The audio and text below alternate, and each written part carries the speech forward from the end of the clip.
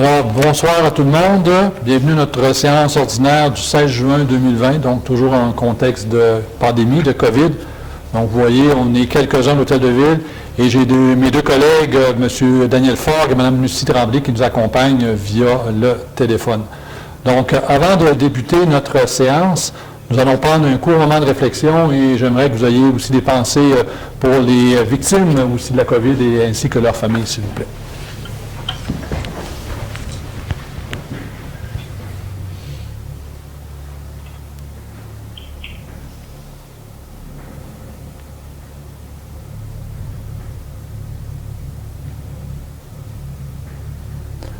Merci.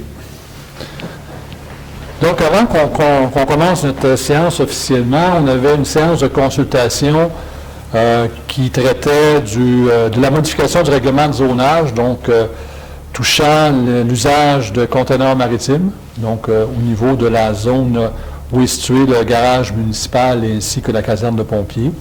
Alors évidemment, comme la loi a été un peu modifiée parce qu'on est dans le contexte du COVID-19, donc les citoyens qui avaient des choses à dire ne pouvaient pas venir ici.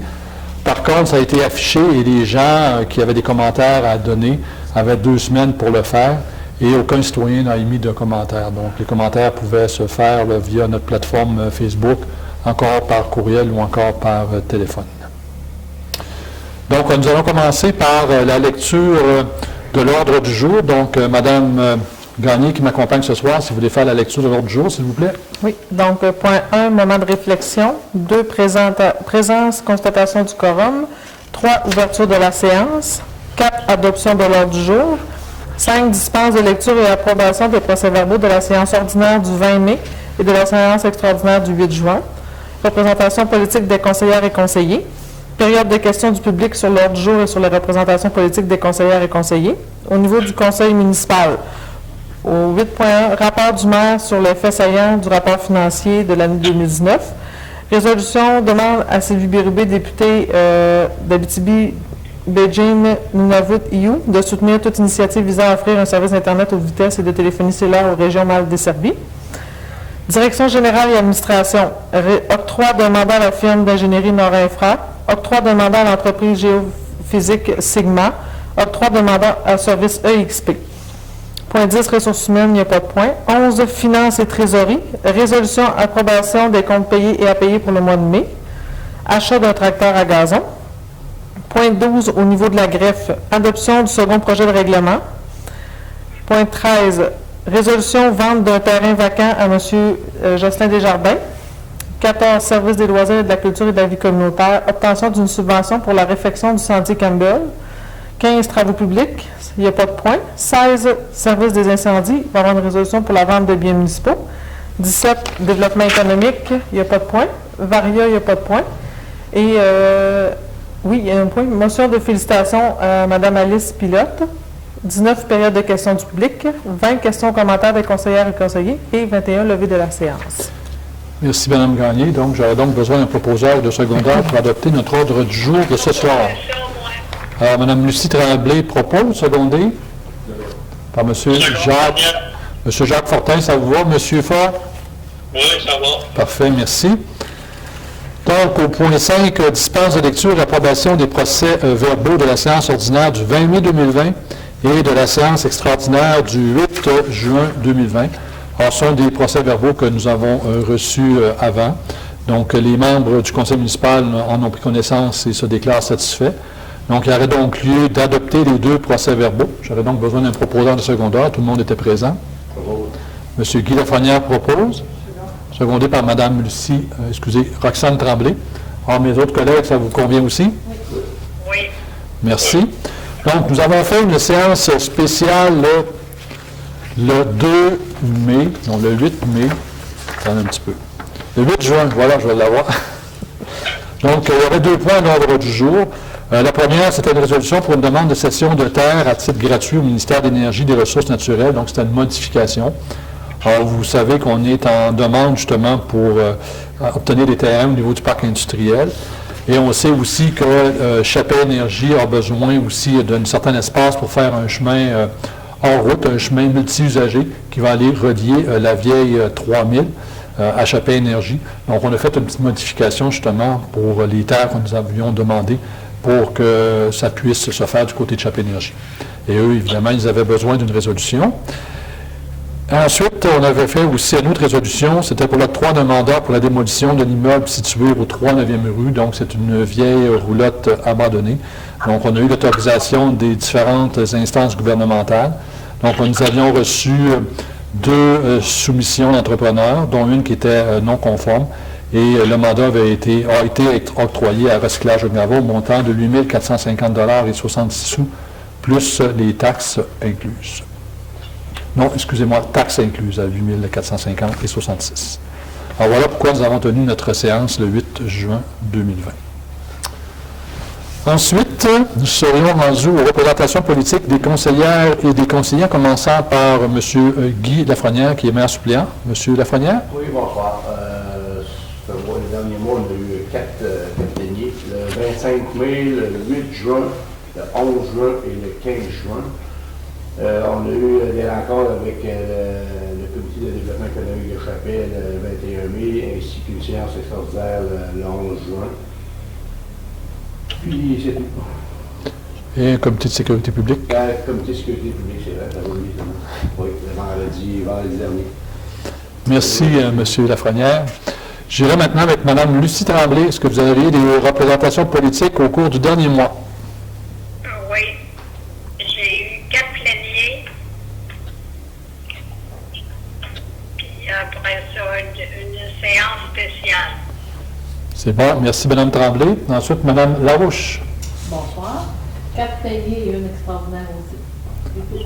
Merci, Mme Larouche. M. Fortin. Même chose pour 4 pléniers et une séance spéciale. Merci, M. Fortin. M. Fort, maintenant au téléphone. Bonjour, 4 pléniers, un spécial, 2 rencontres de la CETEC, puis une assemblée de ESA, le comité d'analyse de recommandation des aînés.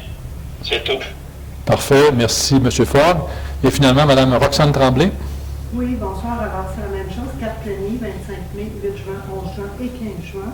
Une séance extraordinaire de la Corporation de développement économique de Chapelle le jeudi 11 juin. Et puis, on avait eu un CA de la Corporation de développement économique de Chapelle le 21 mai également. Merci, Mme Tremblay.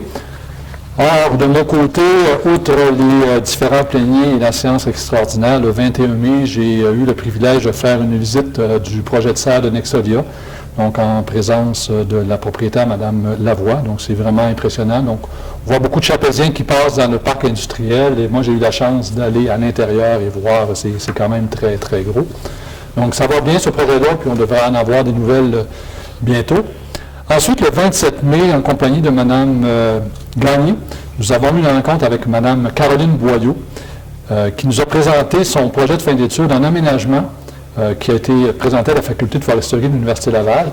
Et ce projet de fin d'études-là portait sur l'utilisation de la démarche CWPP, je vais vous expliquer ce que c'est tantôt, afin d'évaluer la vulnérabilité au feu de la ville de Chapelle. Donc, elle a, dans un rayon de 30 km, étudié dans le cadre de son cours de fin de bac, je dirais, les choses qui étaient sensibles dans un rayon de 30 km. Donc, c'est une dame qui travaille à la Sopfeu.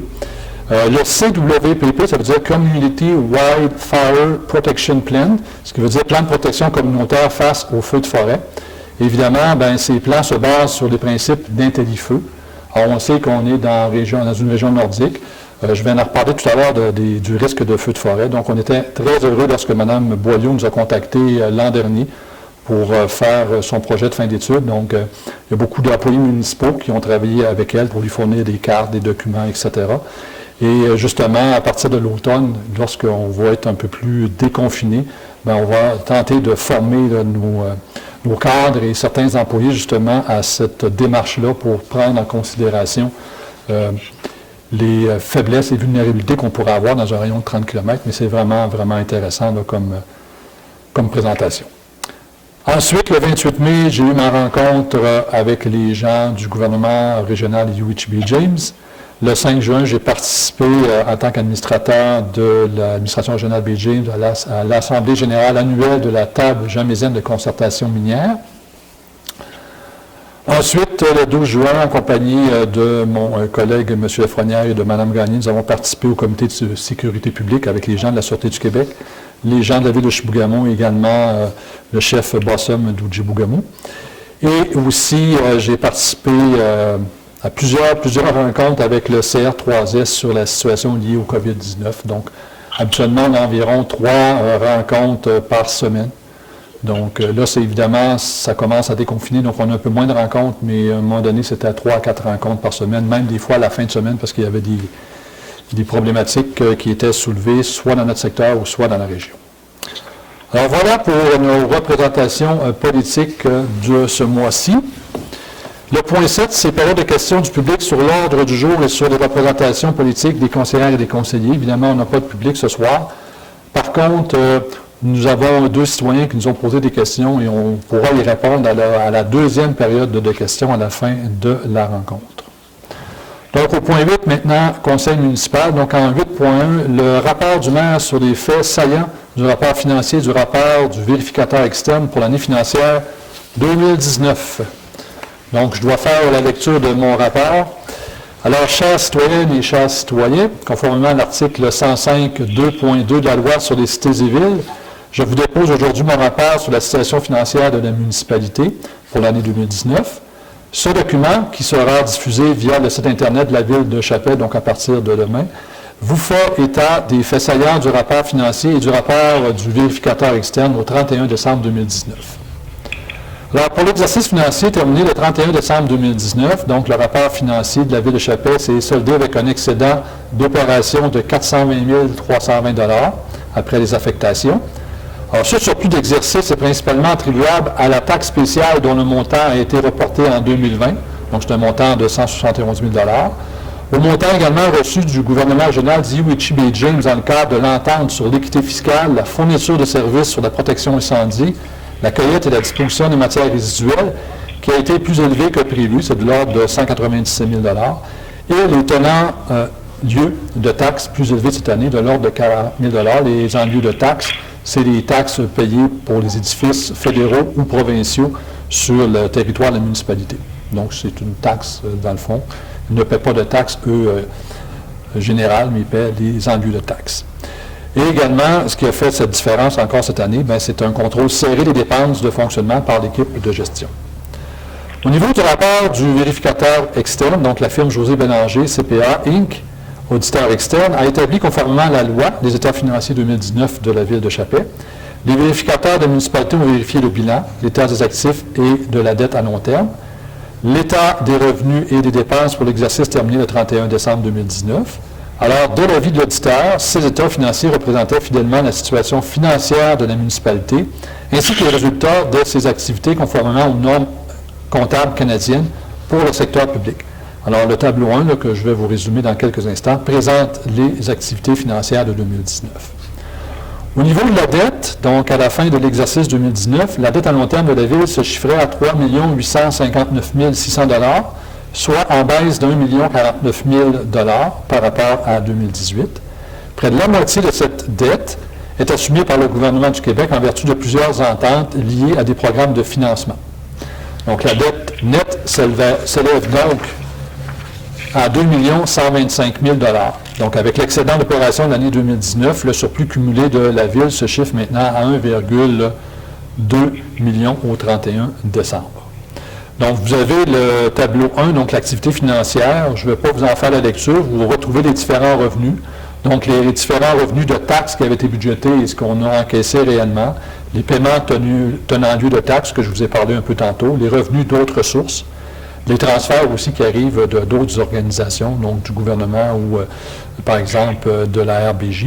Alors, on avait budgété 5,6 millions, j'arrondis les chiffres, et le réel, c'est 6,8 millions. Donc, il y a eu évidemment des projets de financement du gouvernement là-dedans, mais on a remboursé. Il y a eu plusieurs dépenses de fonctionnement, ce qui fait en sorte que lorsque vous faites le total de ce qu'on avait budgété, on s'était entendu pour avoir un budget équilibré, donc aucun excédent, aucun déficit, parce qu'on n'a pas le droit évidemment de faire de déficit. Par contre, comme expliqué précédemment, on arrive avec un excédent après affectation, donc d'un surplus pour l'année en cours de 420 320 $. Donc, le tableau, je vous invite à aller le consulter. Là, ça va être sur le site Internet, comme je le disais tout à l'heure. Au niveau des contrats de plus de 25 000 donc conformément à la loi sur les cités civiles, la liste des contrats comportant une dépense de plus de 25 000 est disponible sur le site Internet de la Ville. Donc, il faut aller consulter le site pour avoir ces contrats-là. Ainsi que pour consultation donc à l'Hôtel de Ville pendant les heures normales de travail. Donc, si vous n'avez pas accès à Internet, vous pouvez toujours venir à l'Hôtel de Ville ici et on pourra vous montrer la liste de ces contrats de 25 000 et plus. Au niveau du traitement des élus, donc conformément à la loi sur le traitement des élus municipaux, on doit vous présenter la rémunération versée aux élus ainsi que leur allocation de dépenses en 2019. Donc, la rémunération de base pour un maire, c'est-à-dire pour moi, c'était 46 824. Pour chacun des conseillers et conseillères, 7 413. À ça s'ajoutait une allocation de dépenses de 16 586 pour moi et de 3 112 pour les conseillers et conseillères. Évidemment, ces montants sont tous imposables, sauf une petite partie de l'allocation de dépenses au provincial. Avant ça, ce n'était pas imposable au fédéral, mais depuis 2019, c'est aussi imposable. Ensuite, l'élu qui agit comme maire suppléant recevait un montant de 110 par mois en plus de sa rémunération de conseiller, donc le maire suppléant ou la mairesse suppléante. En termes de dons organismes, pour l'année 2019, la Ville a octroyé 26 093 à différents organismes du milieu afin de les soutenir dans leur mission communautaire. En conclusion, donc, à la lumière de ces résultats, nous pouvons conclure que la santé financière de la Ville est excellente.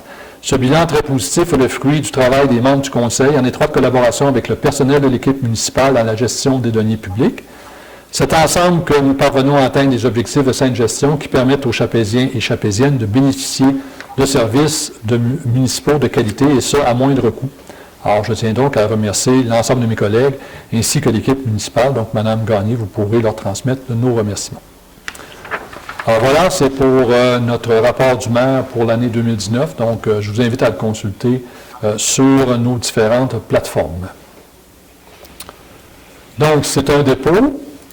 Ensuite, j'irai au point 8.2.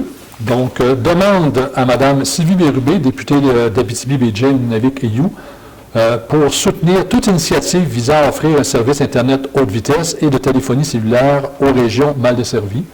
Donc, évidemment, ici, la fibre optique est rentrée là, dernièrement, mais on a encore des problèmes de service cellulaire, de couverture cellulaire.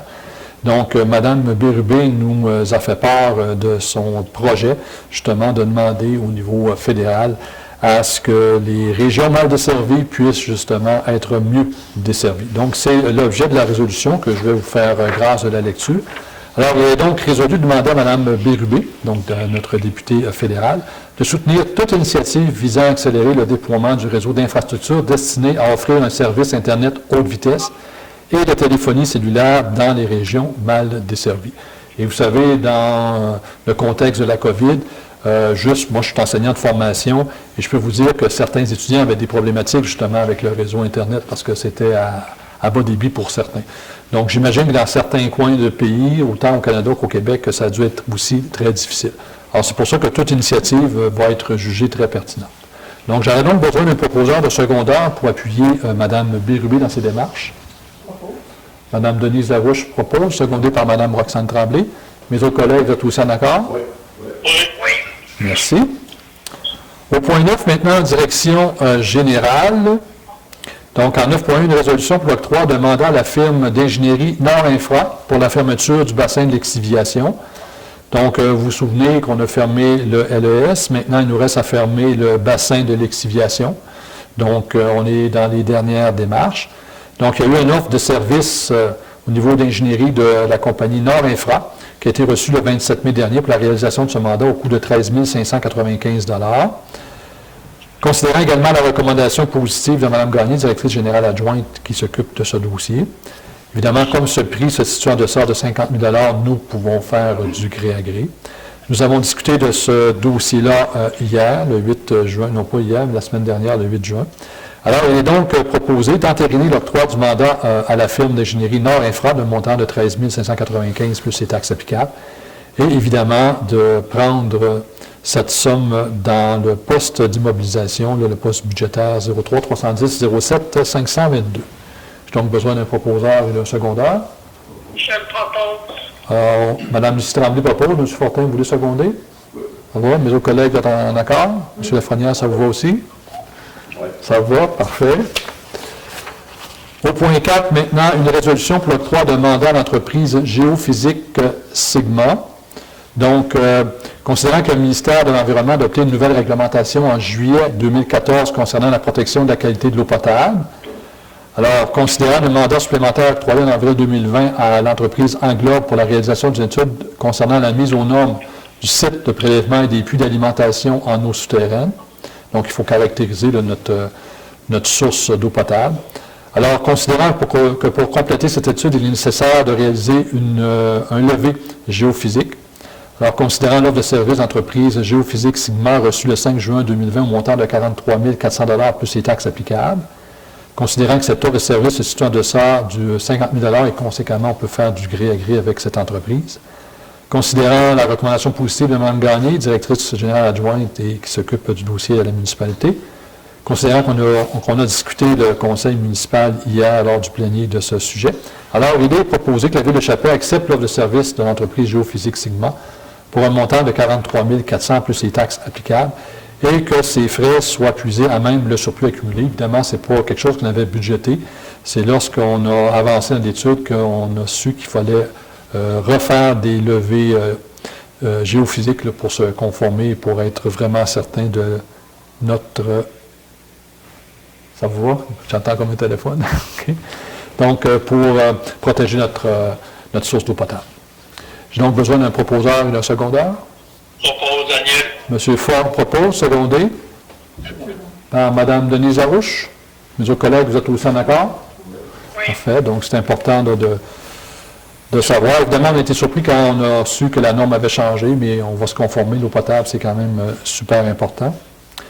Au point 9.3, maintenant, une résolution pour l'octroi de mandat à service EXP pour la fermeture de l'ancien dépôt de neige usée. Alors, considérant que suite à la réalisation de l'étude de caractérisation environnementale phase 1, qui a été réalisée par les services EXP concernant la fermeture de l'ancien dépôt de neige usée, donc celui qui est situé là, en haut du boulevard, bien, on doit réaliser la phase 2. Alors, considérant qu'il s'agit d'une cessation d'activité pour ce lieu et qu'afin de répondre aux exigences du ministère de l'Environnement, une caractérisation environnementale phase 2 doit être réalisée, donc il faut faire des forages. Alors, considérant l'offre de service EXP qu'on a reçu le 16 juin dernier au montant de 34 265 $ plus taxes applicables, alors considérant que cette offre de service se situe en deçà de 50 000 $, considérant la recommandation positive de Mme Gagné, directrice générale adjointe qui s'occupe du dossier. Alors, il est résolu d'accepter l'offre de service EXP pour un montant de 34 265 $ plus les taxes applicables. Et évidemment que ces frais relatifs-là soient puisés à même le surplus accumulé. Donc, un proposeur et un secondaire. M. Guy Lafrenière propose. Secondé par Mme Denise Larouche. Mes autres collègues, vous êtes aussi en accord? Oui. Ah, merci. Donc, c'est les deux derniers dossiers qui nous restent au niveau environnemental à terminer. Donc, soit le bassin de l'Exivia, parce qu'on sait que le LES, le DMS, tout ça, c'est fermé. On a construit un nouveau dépôt de neige usée. Maintenant, le vieux DNU, bien, il faut le caractériser pour le fermer correctement selon les normes du ministère. Maintenant, au point 10, ressources humaines, aucun sujet. Au point 11, finances et trésorerie. À 11.1, une résolution pour l'approbation des comptes payés et à payer pour le mois de mai 2020. Donc, il est proposé que la liste des comptes payés du Fonds d'administration concernant les transactions du mois de mai 2020 s'élevant à 466 601 $ 32 sous, ainsi que la liste des comptes à payer concernant la même période s'élevant à 115 082 $ et 12 sous, soit acceptées telles que déposées, et que le conseil municipal autorise le paiement des comptes qui apparaissent dans la liste des comptes à payer. Alors, c'est un sujet qu'on a discuté hier, donc nos questions ont été répondues convenablement. J'ai donc besoin d'un proposeur et d'un secondaire pour approuver les comptes payés et à payer. M. Jacques Fortin propose, secondé par Mme Roxane Tremblay. Mes autres collègues, vous êtes aussi en accord au téléphone? Oui. Parfait, merci. Ensuite, à 11.2, donc, une résolution pour l'achat d'un tracteur à gazon. Donc, considérant que la Ville de Chapelle doit procéder au remplacement d'un de ces tracteurs à gazon, donc, il y en a un qui est âgé, qui est acheté en 2000, donc il commence à être fatigué. Donc, considérant la soumission reçue d'équipement M-POD 20 le 11 juin 2020 au montant de 7 315 $ plus les taxes applicables, considérant que cette soumission se situe en deçà de 50 000 $. Alors, nous avons déjà discuté de ce sujet lors du plénier du 15 juin. Et aussi, considérant la recommandation de M. Simon Blanchet, qui est contremaître des travaux publics. Alors, il est proposé d'entériner l'achat du nouveau tracteur à gazon à l'entreprise M. Potvin au montant de 7 315 $ plus les taxes applicables et que les frais relatifs à la présente soient puisés à même le surplus accumulé. J'ai donc besoin d'un proposeur et d'un secondeur. Propose Daniel. Madame Larouche avait proposé. M. Ford, est-ce que vous voulez seconder? Oui. Parfait. Oui, M. Maire. Merci. Est-ce que les autres collègues êtes aussi en accord? Oui. Parfait. Merci. Ensuite, au point 12 à la greffe, donc en 12.1, une résolution pour l'adoption du second projet de règlement modifiant le règlement de zonage afin de permettre l'usage de conteneurs maritimes dans la zone 15 CH. Donc, considérant qu'en vertu de la loi sur l'aménagement et l'urbanisme, le Conseil peut modifier ses règlements d'urbanisme. Considérant que l'avis de motion du présent règlement a été donné en séance du Conseil le 20 mai dernier et qu'un premier projet de règlement a été adopté par le Conseil à cette même séance, donc c'est de permettre l'installation de conteneurs dans la zone où est situé le garage municipal et la caserne de pompiers. Alors, considérant qu'une consultation écrite a été sollicitée le 21 mai par voie d'avis public conformément à l'arrêt ministériel de la ministre de la Santé et des Services sociaux dans le contexte de la pandémie du COVID-19, parce qu'autrement, on aurait accepté que les gens viennent se présenter ce soir. Donc, cette consultation-là était d'une durée de 2 semaines. Alors, considérant qu'aucune intervention écrite de la part du public au sujet du projet de règlement n'a été reçue, considérant qu'une copie du premier projet de règlement a été joint à l'avis public publié le 21 mai sur le site Internet de la Ville, aux fins de consultation, considérant que le présent règlement comprend des dispositions susceptibles d'appropriation référendaire, alors il est résolu d'adopter le second projet de règlement, le PS 03-2020. Donc, j'ai besoin d'un proposeur et d'un secondeur. Madame Denise Larouche propose. Madame Tremblay, Madame Larouche a proposé. Est-ce que vous voulez seconder? Oui. Parfait. Mes autres collègues êtes aussi en accord? Oui. Merci. Madame Gagné, ça va? Je ne vais pas trop vite? Ça va? Ça va? Parfait.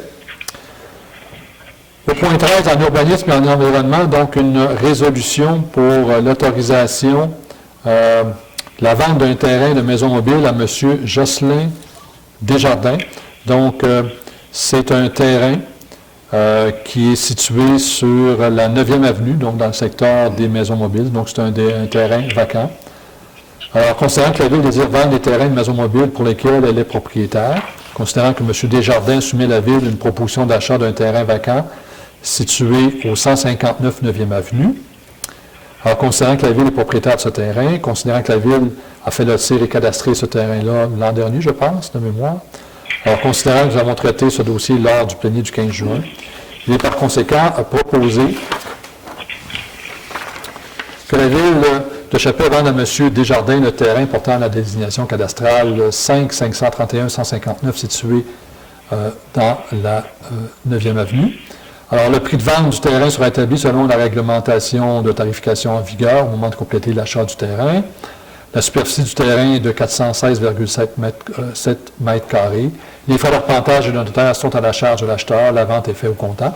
Et également d'autoriser soit Mme Bernier, directrice générale et greffière, ou encore Mme Mélanie Gagné, directrice générale adjointe et greffière suppléante, à signer pour et au nom de la Ville de Chapelle tous les documents requis à la présente.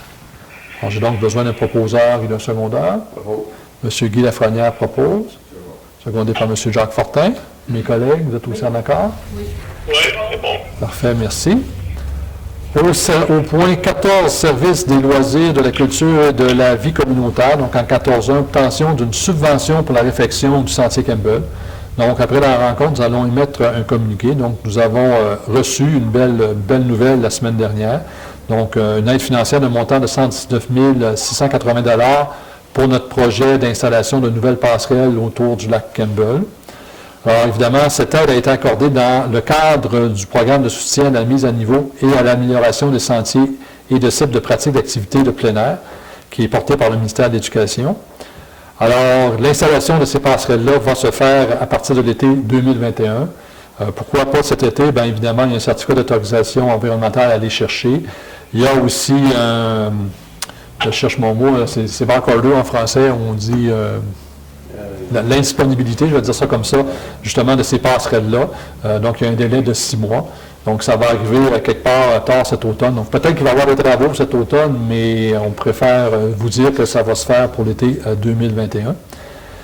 Ensuite, la première section du sentier Campbell sillonnant la forêt est cependant ouverte à la population. Donc, c'est juste les sentiers qui sont sur le bord du lac qui sont fermés parce que, vous savez, le bois, on a fermé ça parce que le bois était pourri.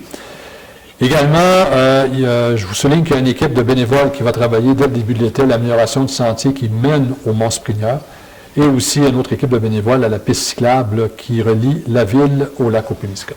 Donc, on va émettre un communiqué à cet effet. Évidemment, on remercie aussi l'équipe du député M. Lamotte qui a travaillé avec son équipe pour nous aider à l'obtention de cette subvention. Le point 15, en travaux publics, aucun sujet. Au point 16, service de sécurité incendie. Donc, en 16.1, une résolution pour la vente de biens municipaux.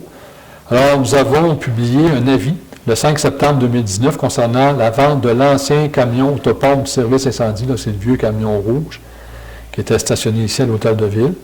Alors, considérant que les offres devaient être acheminées avant le 12 septembre 2019 et qu'aucune offre n'a été reçue, donc on l'a affiché à la grandeur, je vous dirais, du Québec, on n'a reçu aucune offre. Par contre, les entreprises Fortin, Tremblay et Fils ont fait une offre d'achat de 250 $ le 20 mai dernier pour l'achat de ce bien.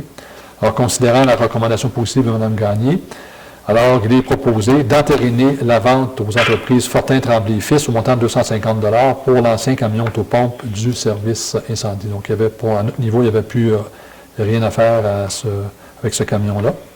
Donc, j'aurais donc besoin d'un proposeur de secondeur pour entériner la vente. Alors, M. Guy Lafrenière, secondé par M. Daniel Faure. Mes autres collègues, ça vous convient aussi? Oui. Parfait. Mme Tremblay, ça vous va aussi au téléphone? Oui. Parfait, merci. Je suis encore là. Parfait. C'est ça que je vérifiais. Non, c'est pas vrai, là, c'est une blague. Au point 17, développement économique. Au point 18, Varia. Donc, en 18.1, une résolution pour une motion de félicitations à Mme Alice Pilote. Donc, elle a été récipiendaire de la bourse Excel qui s'est déroulée le 26 mai dernier. Évidemment, le dévoilement s'est fait en contexte COVID, donc ça n'a pas été comme à l'habitude, mais quand même, on est très heureux. C'est une jeune fille de Chapet qui est finissante en secondaire 5 à la polyvalente Le Filon. Donc, elle a reçu une des 6 bourses qui a été octroyée par la Fondation Excel. Alors, considérant que cette distinction mérite d'être soulignée, alors il est proposé qu'une motion de félicitations soit adressée à Mme Pilote, Alice de son prénom, pour ce succès. Alors, un proposeur et un secondaire. M. Jacques Fortin propose. Secondé par Mme Roxane Tremblay, et j'imagine que mes autres collègues êtes aussi en accord. Merci. Nous serions donc rendus à la période de questions du public. Donc, je vous rappelle, évidemment, comme l'hôtel de ville est fermé parce que c'est le contexte de la COVID avec les recommandations de la santé publique. Donc, on a eu 2 questions. La première qui vient de M. Luc Vaillancourt, donc, qui aimerait savoir si les balançoires, donc au niveau du parc intergénérationnel, seront remises bientôt au parc. Il y a eu des développements là-dessus la semaine dernière. Donc, d'ici, normalement, la semaine prochaine, ça va être réinstallé. Évidemment, c'est toujours au risque des utilisateurs, parce qu'on ne peut désinfecter après chaque utilisation par les jeunes ou les gens, les différents jeux qui sont là, donc les balançoires entre autres. Donc, M. Vaillancourt, ce sera fait d'ici la semaine prochaine. Vous savez, au niveau de la COVID, on est en déconfinement et ça change à chaque jour. Et si vous avez pris un peu les nouvelles, là, de 2 mètres, dépendamment des circonstances, c'est rendu à 1,5 mètre. Dans d'autres circonstances, c'est rendu à 1 mètre. Mais comme le disait le Dr Arruda, c'est important quand même de respecter la distanciation, de se laver les mains, porter des masques, etc. là. Donc, je pense que vous en savez autant que moi. Deuxième question aussi qui nous provenait de Mme Marie-Christine Roberge au niveau de la vitesse sur le boulevard. Donc, je vous lis sa question. Donc, avez-vous une solution concrète qui fonctionnera pour diminuer la vitesse des véhicules circulant sur le boulevard? Donc, pour y demeurer, je peux affirmer qu'un nombre incalculable de véhicules ne font pas leur stop, roulent à une vitesse vraiment élevée, selon ce qui est permis, ou encore qui prennent le boulevard pour une piste de course et où 1 ou 2 voies dans son intégralité. Il ne faut pas attendre que l'irréparable arrive pour agir. Vous ne pensez pas que des radars placés en haut, au centre et en bas du boulevard inciteraient les conducteurs à agir comme il le faut et régleraient le problème. Bon, c'est une très bonne question. C'est une question qui revient fréquemment. On travaille beaucoup avec les gens de la Sûreté du Québec à ce stade-ci. Donc, la Sûreté du Québec, elle est avisée. On a récemment encore reçu des plaintes. Évidemment, la Sûreté du Québec, en période de COVID, ils étaient pas mal occupés avec les barrages. Maintenant que les barrages sont levés, donc ils vont être plus présents ici. Et on dirait à chaque fois qu'il y a un véhicule de la Sûreté du Québec qui est dans la communauté que ça se tient tranquille. Comme si les gens communiquaient pour informer que la Sûreté du Québec était présente. Mais la Sûreté du Québec, elle est avisée. Ce que j'invite aussi à faire aux gens, puis on sait que ça a été fait, c'est d'aviser la Sûreté du Québec. C'est le message qu'ils nous donnent. Donc, si vous avez une description des véhicules, si vous avez des couleurs de véhicules, si vous avez le moment, l'heure, si vous avez un numéro de plaque, faites-le. Alors, moi, il y a des citoyens qui m'ont mentionné qu'ils l'avaient fait, donc je vous invite à le faire. Puis, à un moment donné, les policiers vont rendre visite à ces citoyens-là pour leur parler, pour leur expliquer les problématiques. On a commandé déjà un radar pédagogique. Avec le COVID, évidemment, c'est un radar pédagogique qui est fait au Québec, mais il manque des pièces qui arrivent de d'autres pays. Donc, avec le COVID, on s'attend à l'avoir dans quelques semaines. Ce radar-là, évidemment, on veut le placer à l'entrée, soit à l'entrée est, soit à l'entrée ouest de la ville, donc pour signaler justement à ceux qui arrivent en véhicule que la limite est de 50 ou 70, dépendamment où vous arrivez, et que là, peut-être qu'il dépasse cette vitesse-là. Donc, c'est un radar pédagogique. Évidemment, quelqu'un qui veut rouler, on s'entend bien, c'est pour ça qu'il va le faire arrêter, mais au moins, ça va peut-être le faire réfléchir. On regarde aussi d'autres solutions. Vous savez, on a déjà, du temps qu'il y avait des lumières, des feux rouges, on avait les mêmes problématiques. Il y a des gens à certaines heures qui ne faisaient pas leur stop, ne faisaient pas leur arrêt. Évidemment, il faut faire très attention parce qu'à un moment donné, ces gens-là vont prendre des étiquettes assez faramineux. Nous, on a approché déjà la Sûreté du Québec pour implanter un photoradar. Puis on se dit, évidemment, les policiers, vous ne pouvez pas toujours être là 24 heures sur 24. La réponse de la Sûreté du Québec, ils comprennent très bien les problématiques, mais semble-t-il que seulement sur les autoroutes qu'on peut utiliser les photoradars. Donc, on est en train de réfléchir à une demande qu'on pourrait faire au ministère de la Sécurité publique pour implanter des photoradars, faire un projet pilote, je ne sais pas, là. Puis j'imagine qu'au niveau de l'Union des municipalités du Québec, on ne doit pas être la seule communauté qui vive ce genre de problématique-là. Et souvent, mais c'est plate, mais le seul moyen pour faire réfléchir des citoyens, des fois, c'est d'avoir une amende salée, de perdre des points d'inaptitude, puis à la limite, perdre son permis de conduire. Donc, j'espère, Mme Roberge, qu'on répond à votre question en partie. On tente de trouver des solutions. On travaille aussi avec le ministère des Transports du Québec. On a vu les traverses piétonnières. On a vu qu'il y a eu des panneaux qui ont été installés. Les panneaux d'arrêt ont été grossis au niveau aussi du ministère des Transports. Une demande qu'on a faite à l'automne dernier, c'est de pouvoir mettre des arrêts-stop clignotants. Parce qu'on se dit, bon, quelqu'un qui n'est pas du coin, c'est pas qu'il y a un stop là. Des fois, il peut être dans la lune, regarde le paysage. Bon. Donc, le MTQ est en train de regarder la possibilité de ça, parce que c'est très, très normé, semble-t-il. Mais déjà, le fait, pour les passages piétonnés, ils ont répondu, donc ils ont affiché des pancartes, ils ont même installé 2 bollards, donc pour rétrécir la voie sur le boulevard, permettre justement de sécuriser les jeunes qui vont passer dans le corridor scolaire. Mais c'est sûr qu'au niveau des arrêts-stop, évidemment, on demande la collaboration des citoyens, parce qu'à un moment donné, il va arriver des incidents fâcheux. Puis je vous rappelle, si vous voyez des véhicules qui bougent, qui font des courses, n'ayez pas crainte, appelez la Sûreté du Québec, c'est traité en toute confidentialité. Et puis à un moment donné, quand il y a plusieurs plaintes, bien, ils sont capables d'arrêter le citoyen ou la citoyenne qui est responsable de ça. Je dis la citoyenne, mais plus souvent qu'autrement, c'est des citoyens, là, en tout cas ce que moi j'ai vu. Donc voilà pour nos 2 questions. Donc je vous invite, ceux qui ont d'autres questions aussi, à nous les soumettre, donc soit par la page Facebook de la Ville, soit en nous écrivant, ici à la direction générale, ou tout simplement en appelant au bureau administratif. Il y a quelqu'un qui va prendre en note votre question, puis on va tenter d'y répondre de la meilleure façon. Nous serions donc rendus au point 20, questions, commentaires des conseillers et des conseillères, en commençant par M. Guy Lafrenière. Donc, à vous la parole. Oui, la saison des nautiques qui est commencée, les cours d'eau vont pouvoir à plein régime. La saison claire est ouverte. On demande votre collaboration, votre prudence. Et surtout votre prudence, on ne veut pas d'accident. On aime vous voir vivant et groser avec vous, et non de vous. Sur ça, ben, on va souhaiter un beau mois de juin et un bon mois de début de juillet. On se revoit dans 3 semaines, un mois. Merci. Merci, M. Lafrenière. Ensuite, Mme Lucie Tremblay. Bon, mais moi, là, il faut faire attention au feu à ciel ouvert.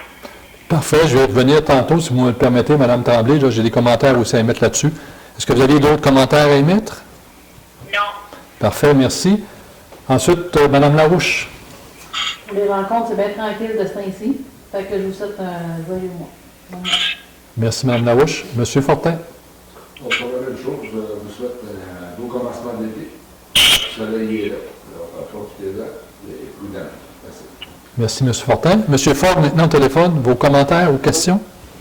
Moi, c'est là que entre la 2e avenue et la 1er avenue, là, sur la ruelle de Graville, baisser la vitesse un petit peu parce qu'on est en poussière pas mal de la maison.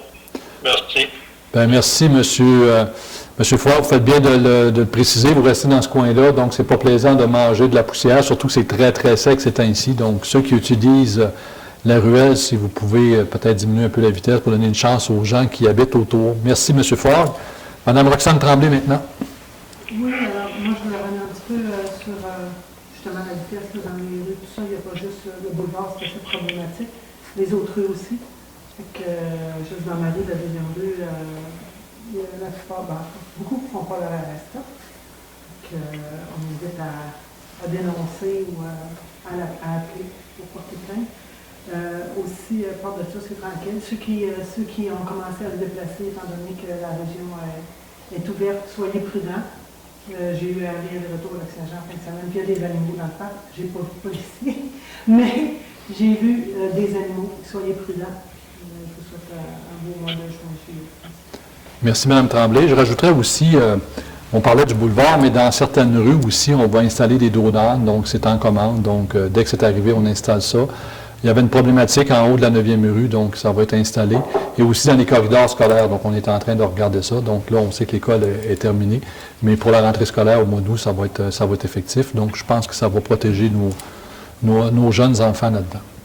De mon côté, vous savez, on a une interdiction de faire des feux à ciel ouvert, en forêt ou à proximité. Donc ça a été mis dès ce matin par la SOPFEU dans plusieurs régions du Québec, dont le nord du Québec. Le nord du Québec, c'est la Jamésie pour sa portion qui est au sud du 52e parallèle.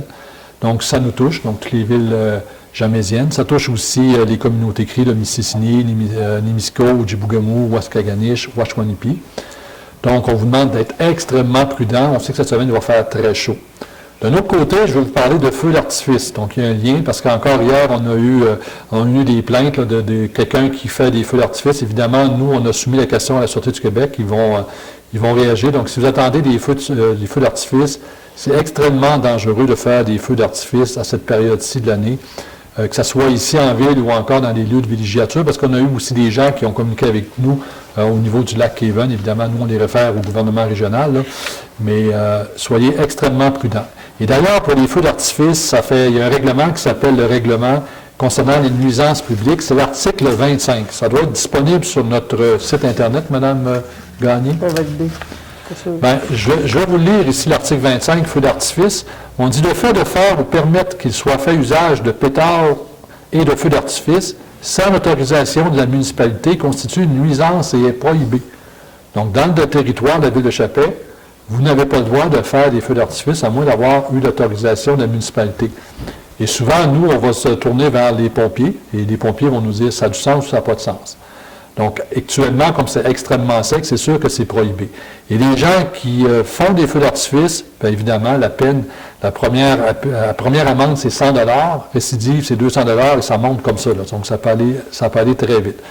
Donc, on vous invite, ceux qui attendent des feux d'artifice, à parler aux gens de la Sûreté du Québec. Vous pouvez appeler ici, évidemment, mais souvent, les feux d'artifice se font le soir, donc il n'y a personne dans l'hôtel de ville, donc on n'est pas en mesure de réagir. Et évidemment, bien, ceux qui font respecter les différents règlements municipaux, c'est la Sûreté du Québec. Donc, appelez la Sûreté du Québec. Les gens de la Sûreté du Québec sont, j'ai parlé ce matin avec le directeur du poste, donc ils sont très conscients de ça, on les conscientise. Évidemment, contexte de COVID-19, c'est pas le temps qu'on ait une évacuation parce qu'il y a un feu de forêt aux alentours. Je ne sais pas où on va se ramasser, puis la communauté qui va nous accueillir, ça va être problématique. Donc, soyez très, très, très vigilants. C'est sûr que c'est beau, mais il faut que ça soit fait dans des bonnes conditions, dans les normes.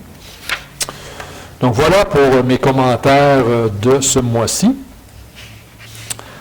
Alors, il me reste maintenant à vous inviter à notre prochaine séance régulière qui va avoir lieu mardi le 21 juillet. Donc, déjà, 21 juillet, ça va vite. On commence l'été, puis déjà le 21 juillet, on va en avoir fait un petit bout.